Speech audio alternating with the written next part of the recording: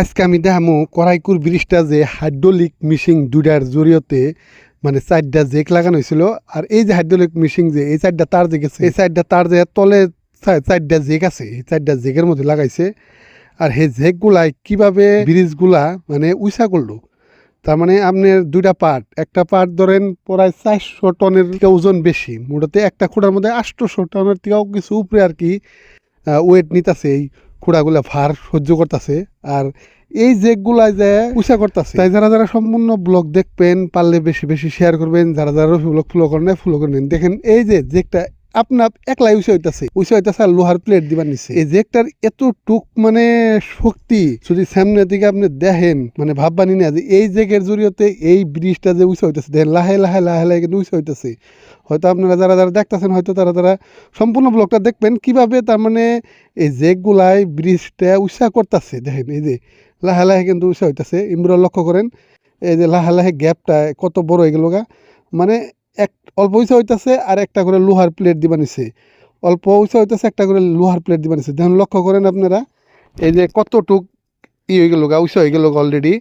মানে উপরে যে হাইড্রোলিক মেশিন আছে সেই মেশিনের জরিয়তেই কিন্তু এই জেক দুটা উঠতেছে, এম্বুরের দুটা জেক, অম্বুরের দুটা জেক, মুড়েও আপনার 450 টনের উপরে হবো মানে এই ব্রিজের পাটগুলা।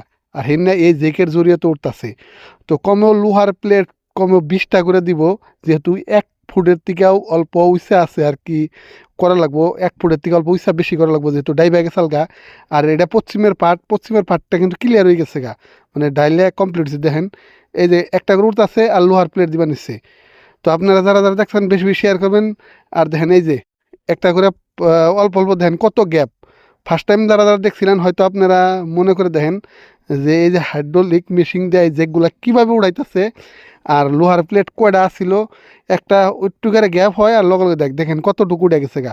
তো আপনারা যারা যারা সম্পূর্ণ ব্লগ দেখলেন তারা হয়তো বুঝতে পারবেন যে এই দুইটা সাইডটা জেকে কীভাবে ব্রিজটারে উড়াইতেছে। তো যাই হোক 1 ফুট পরায় 1 ফুট গ্যাপ আসাল, গ্যাপগুলো ক্লিয়ার হইতেছে।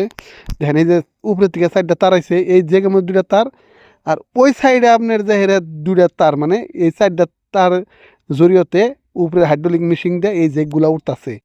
তো যারা যারা দেখতেছেন বেশি বেশি শেয়ার করবেন। তাই আমি আজকে সম্পূর্ণ ব্লগটা এই জন্যই দেখাইতেছি যে অনেকে আমারে কমেন্ট করছেন যে ভাই কীভাবে উঠায়, জেক দিয়ে উঠায়, তো সেই জেক উঠায় না দেখার লাগে আপনাকেও। তো আমি আজকে তাই ওই ব্রিজের মধ্যে আছি, আর ব্রিজের তলে কীভাবে হাইড্রোলিক মেশিনের জরিয়তে দেখেন যে কতটুকু গ্যাপ হয়ে গেছে এখন, মানে কমপ্লিট আপনার অলরেডি। হয়তো আমি ব্রিজের উপরে আছি তারপরেও দিশাই পাওয়া গেছে না যে ব্রিজটা কীভাবে উঠতেছে। মানে দেখেন কতটুক গ্যাপ, আপনারা হয়তো দেখতেছেন কতটুকু উঠে গেল, কতটুক ব্রিজটা উঠে গেল। যারা যারা দেখতেছেন বেশি বেশি জুলাই মাসের 15 তারিখে থেকে হয়তো ছোট বড় গাড়ি চলবার পারবো। যারা যারা দেখতেছেন বেশি বেশি শেয়ার করবেন। আজকের ব্লগে তো শেষ করছি, ভালো থাকবেন, সুস্থ থাকবেন।